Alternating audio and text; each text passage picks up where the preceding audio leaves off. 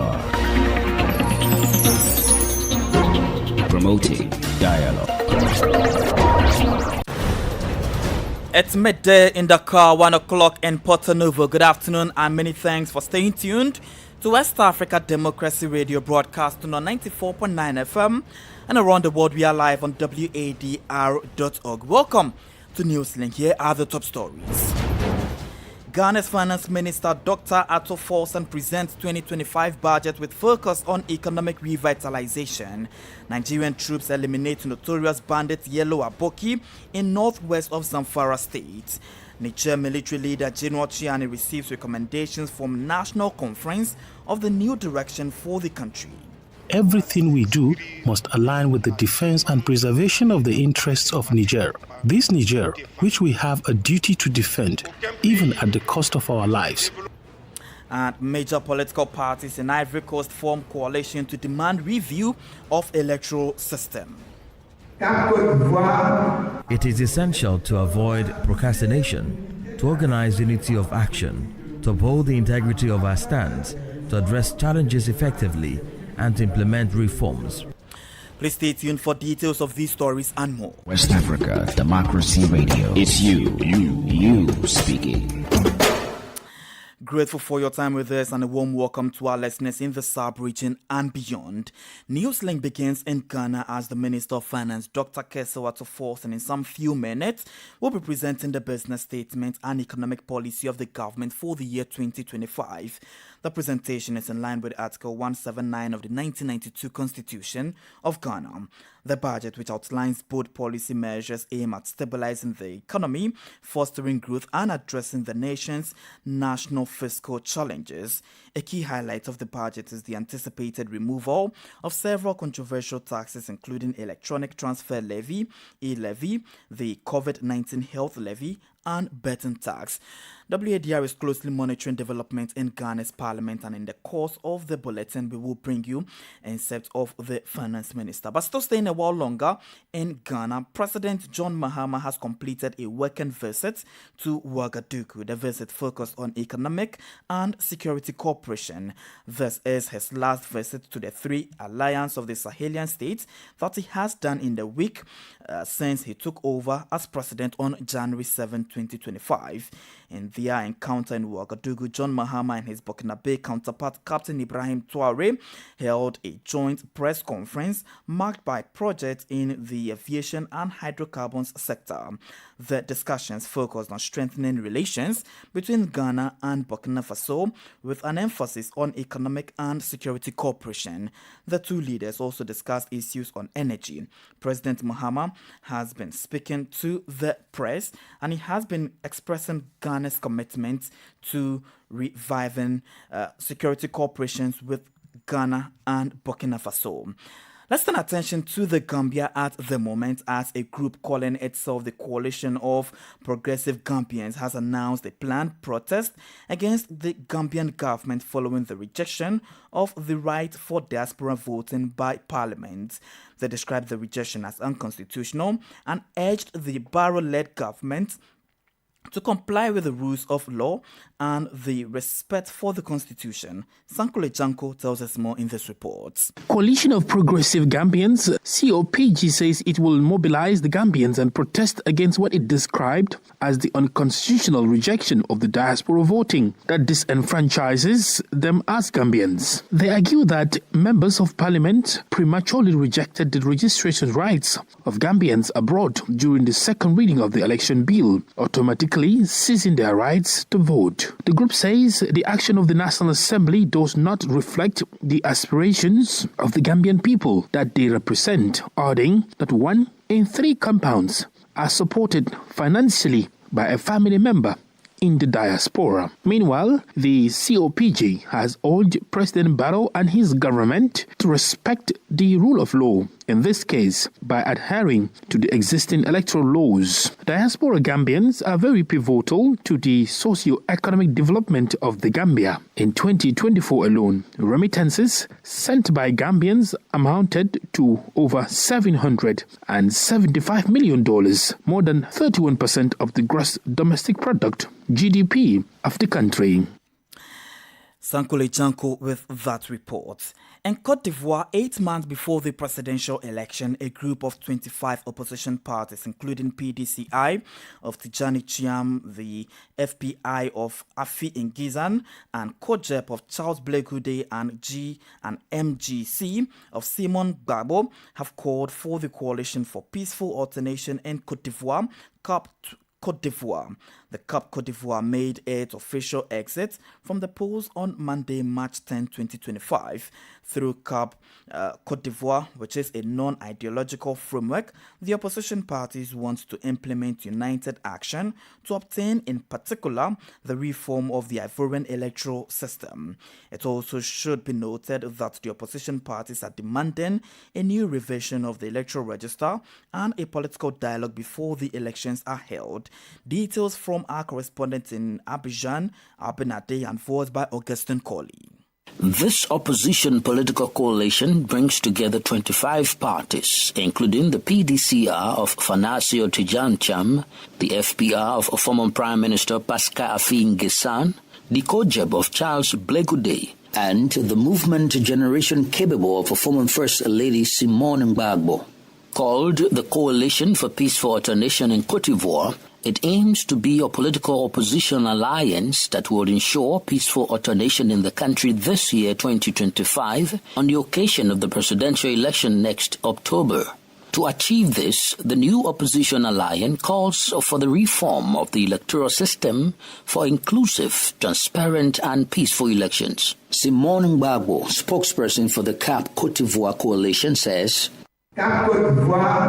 it is essential to avoid procrastination, to organize unity of action, to uphold the integrity of our stance, to address challenges effectively, and to implement reforms. We must also articulate clear and distinct directions, that we aim for directions that are free, fair, transparent, and thoughtful. We must ensure that we do not succumb to indifference or the theory of racism, but instead strive for a life of reward and the strengthening of national memory. Let us remain focused on our national goals and act with deliberation.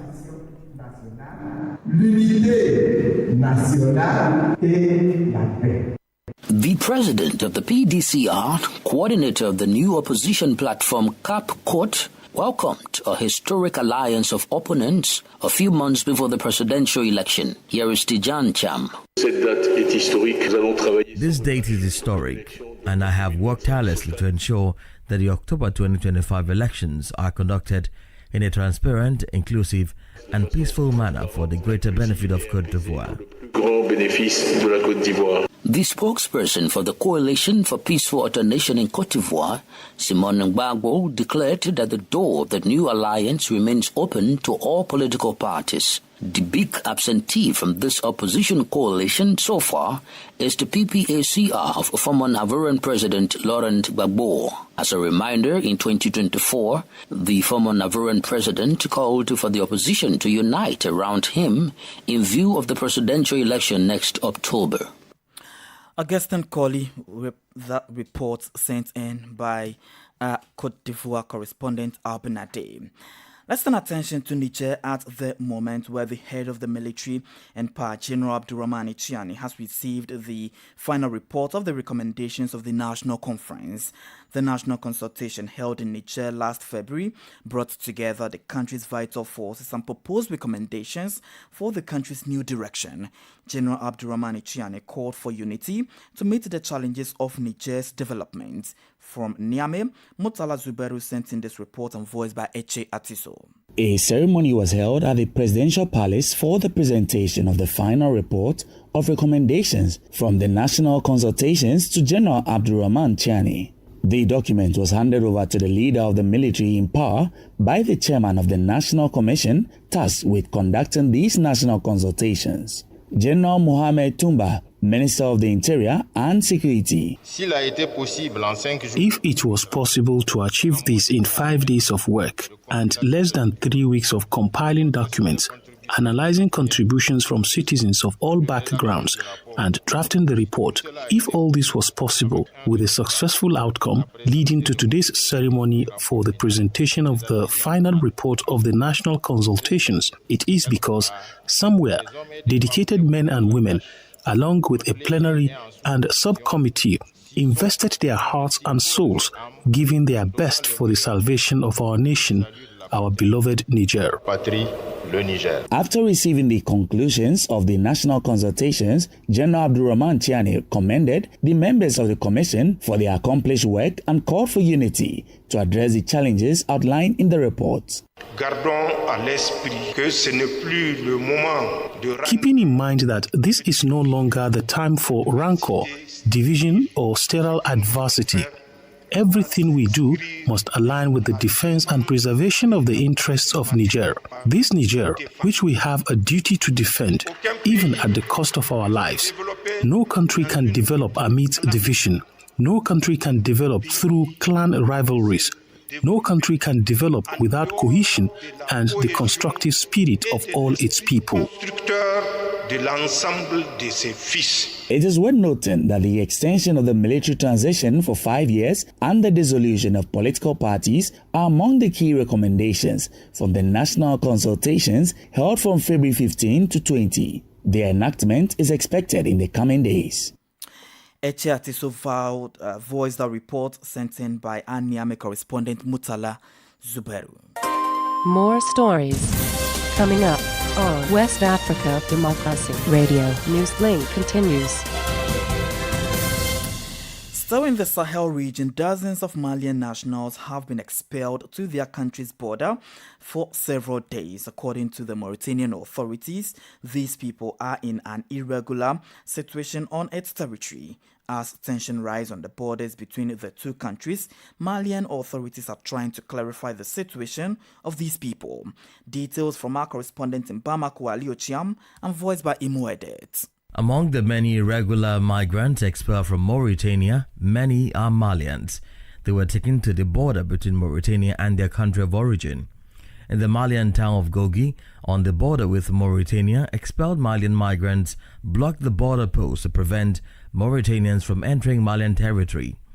Faced with a tense situation over the past few days, the Malian authorities are trying to calm things down. Moussa Ag Atta is the Minister of Malians abroad. Nous assistons depuis le 2 mars à une arrivée importante de Maliens en provenance. Since March 2, we have witnessed a significant influx of Malian nationals arriving from Mauritania at the Goji border post. As soon as we became aware of their arrival at the Goji, I dispatched a delegation. This mission has arrived at Goji, and financial and material support has also been provided. A system has been put in place to ensure that any additional arrivals can benefit from comprehensive assistance. Puissent bénéficier à leur tour d'un accompagnement. While the situation is provoking strong reactions among Malian public opinion, the authorities have spoken out to clarify things so as not to leave room for misinformation. Again, Moussa Ag Atta, Minister of Malians Abroad, speaks.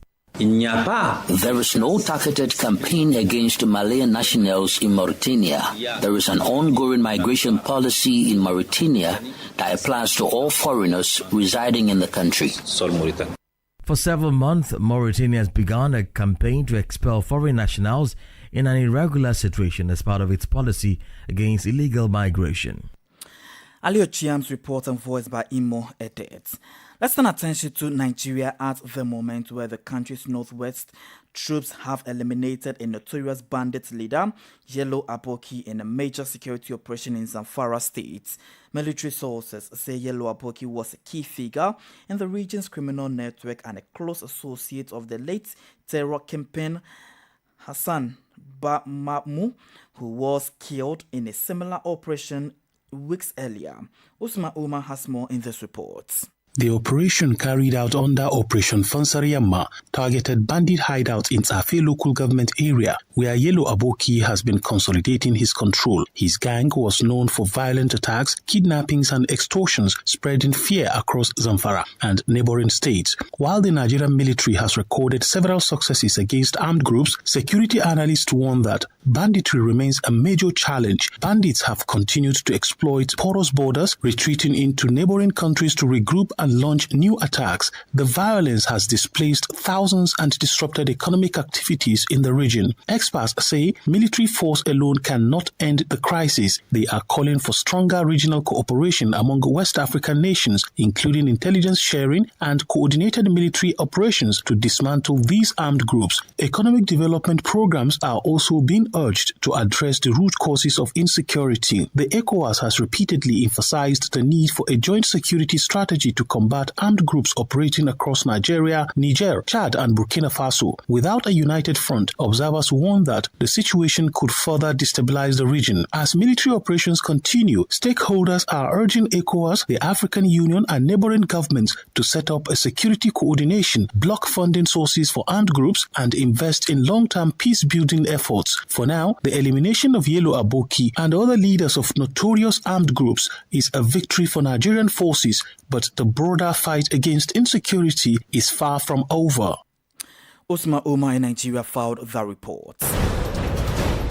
You're still listening to Newslink here on West Africa Democracy Radio, broadcasting on 94.9 FM. And around the world, we are live on wadr.org. Here's a reminder of our top stories. Ghana's Finance Minister Dr. Kesewa Toforsen presents 2025 budget with focus on economic revitalization. Niger military coup leader General Chiani receives recommendations from National Conference on new direction of the country.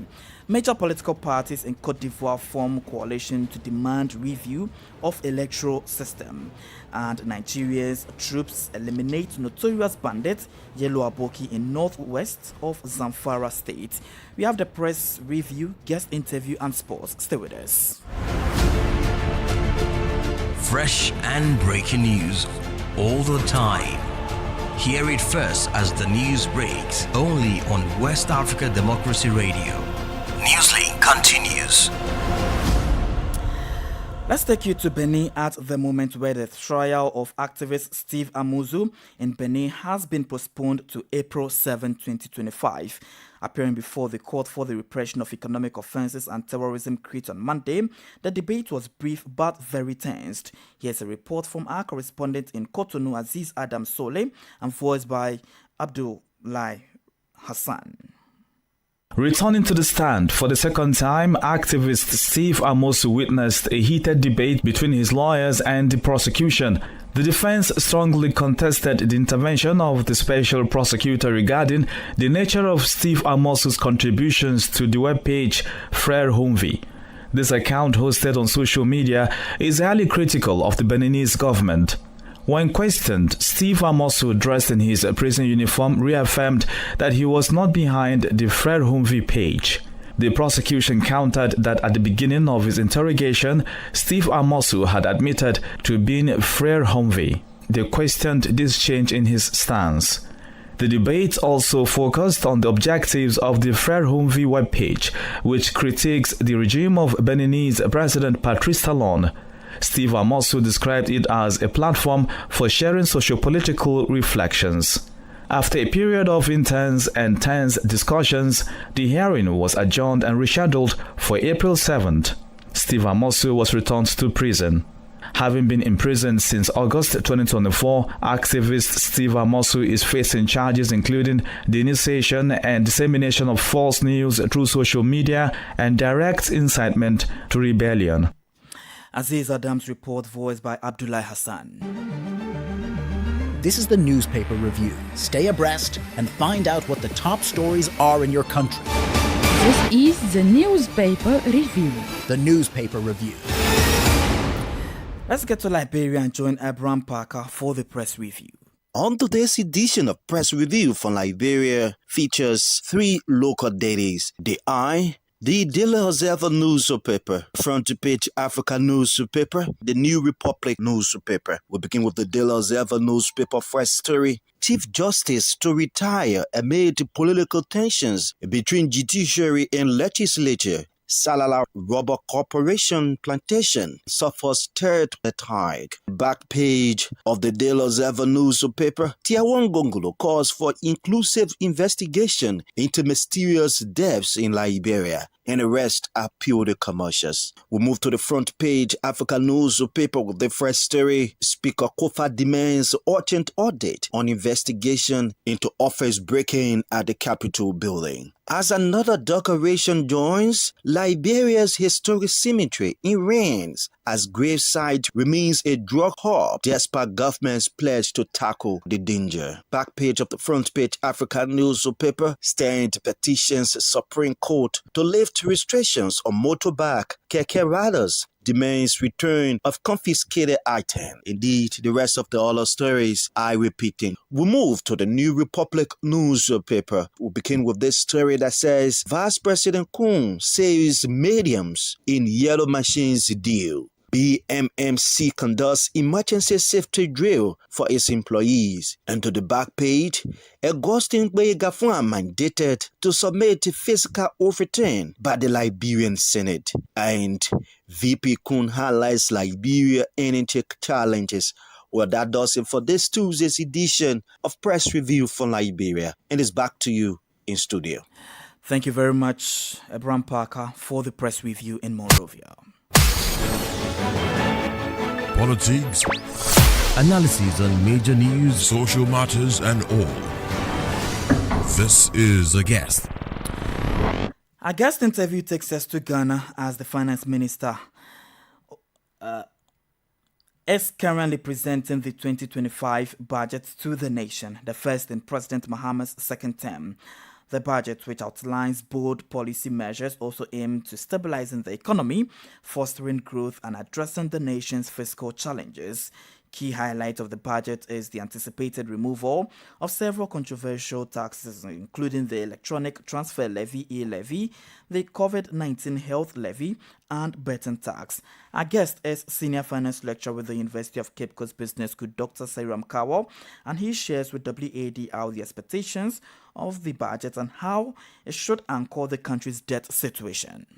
The finance minister to factor into the budget the recommendations from the National Economic Dialogue, which made some profound recommendations for government to look at.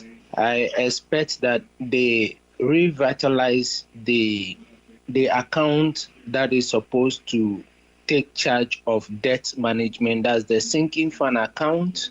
And I also expect that the taxes that they promise to reduce in terms of the e-levy, betting tax, emission levy, they take those things off. That is what I'm expecting from them. I also heard him talk about trying to make sure that they give enough funds to the agricultural sector to ensure that they pump more money into whatever they are looking at. These taxes are sources of revenue generation to the country. And so if they are scrapped, what would be the alternative source of revenue generation to continue government business? As you said, these are revenue. And in budgeting, we have revenue and then we have the expenditure. The finance minister made us aware that they are going to cut down on government expenditure. And so if they're going to cut down on government expenditure, there should be a percentage of cut that will cover for these taxes. We also looked at the e-levy when it was passed at the time. They actually put away the road tolls. The previous administration realized their mistake, and they have promised that they are going to bring back the road toll. This current government has also made a firm determination that they will bring back the road tolls. So I'm expecting that if the road tolls comes in, that will also bring some amount of money. The government talks about rationalization of taxation in the country. There are a number of taxes, especially at the port of entry, that do not find their way into the consolidated fund of the country. And so they're trying to bring those funds in. How do you expect the budget to anchor the country's debt situation? We all know about the debt situation and the debt restructuring that has taken place. The memorandum of understanding between the external creditors and the government of Ghana. I am just hoping that government will follow suit on that particular one. As I have said earlier on, I'm expecting that the sinking fund will come to fruition, where monies and revenues collected in the country, a percentage goes into the sinking fund account, where they will be able to use these funds to invest them, and so that when the debts fall due, they can use it to pay this amount of money over time. And the debt situation, to make it sustainable, there are some state-owned enterprises and joint venture companies in Ghana that have been operating, and they are not profitable. I am expecting the finance minister to give a directive on the way the entities will be restructured and refinanced using the public-private partnership model. Dr. Sairam Kawo is a senior finance lecturer with the University of Cape Coast Business School in Ghana. And we can join Sankoli Janko for details in the world of sports.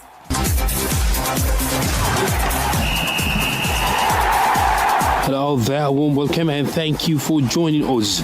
Forward Sebastian Haller has been recalled to the Côte d'Ivoire squad for their upcoming 2026 FIFA World Cup qualifiers against Burundi and Gambia after missing the last 3 international windows. The Borussia Dortmund striker, currently on loan at FC Utrecht, had been absent from the national team setup due to injuries and fitness concerns. Another major inclusion is midfielder Jean-Philippe Gamin, who last played for the national team in March 2023. Ibrahim Sangare also returns to the squad after missing the Africa Cup of Nations. Nottingham Forest midfielder stepped in for Sekou Fofana, who has been left out due to fitness concerns. Manchester United's Amad Diallo and Galatasaray winger Wilfried Zaha remain absent, with Diallo ruled out due to injury. The squad includes similar names such as Frank Kessie, Simon Adingra, Wilfried Singo and Ivan Nketa, all of whom played crucial roles in Côte d'Ivoire's AFCON winning campaign. Meanwhile, Guinea head coach Michel Dossé has named a 23-man squad for this month's 2026 FIFA World Cup qualifiers against Somalia and Uganda, with the notable omissions include Mohamed Bayo, Eli Moriba and Seydou Sow. Belgium-based younger Ibrahim Sori Bangura was handed his first senior national team call by the French for this month's crucial matches. The Silly National, who sit third in their qualifying group, will host Somalia in Abidjan, Ivory Coast on March 21 before traveling to Kampala to take on Uganda on March 25. Celta Vigo midfielder Eli Moriba reportedly asked for a guaranteed starting role, a request that Dussé declined. Another high-profile absentee is former Liverpool and Werder Bremen midfielder Naby Keita, who is working his way back to fitness. Key players such as Francois Komano, Abdoulaye Touré and Sekou Guirassy will be available for the crucial doubleheader. And that's it for sports. It's back to you. And we've come to the end of this edition of Newslink here on West Africa Democracy Radio, broadcasting on 94.9 FM Dakar, Senegal. Thank you for listening, and many thanks to Mustafa Sek and Sheikh Njai for the technical assistance. Do interact with us via our social media platforms, X formerly Twitter, Instagram at WADR News, and on Facebook at WADR English Service. I am Christopher Ticho. Good afternoon and enjoy the rest of our broadcast. And many thanks to you for listening to Newslink via Hot 104.3 FM, New Me FM 94.0.